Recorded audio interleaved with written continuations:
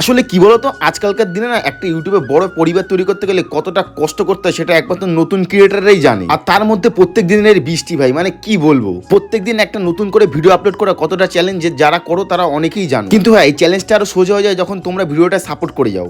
সকালবেলা বৃষ্টি বন্ধ হওয়ার পর ভাই এসে বললো কি ওর সাথে দিকে একটু বাজারে যেতে হবে, ওর নাকি জুতো হারিয়ে গেছে। আর ও পরে এসেছিল ভাই ও একটা মেয়েদের জুতো, যেটা দেখাতে খুবই লজ্জা পাচ্ছি। তাই আর লেট না করে ভাইকে নিয়ে সোজা চলে গেলাম অশোকনগর বাজারে। আর ওখান থেকে একটা জুতো পছন্দ করে ফাইনালি নিয়ে চলে গেলাম পরোটার দোকানে। ভাই ওখান থেকে সকালে ব্রেকফাস্টটা করলাম, ফটাফট পরোটা সাটিয়ে ভাইদের দোকানের জন্য কিছু মুদিমাল নিয়ে বাড়ি আসতেই দেখি মা আজকে কলা পাতায় পুঁটি মাছ ভাজা করবে, তারই ভাই ব্যবস্থা চালিয়ে যাচ্ছে। তোমরা কারা কারা কলা পাতায় পুঁটি মাছ ভাজা খেয়েছো একটু কমেন্টে বলে যাবে কিন্তু। আর এদিকে আমার কোনো কাজ না থাকায় তাই আমি ভাই এই শুকনো সুপারি বাচ্ছিলাম। হ্যাঁ, এর মধ্যে দিয়ে অনেক খারাপ সুপারি আছে যেগুলো আমার বেঁচে বার করতে হচ্ছিল।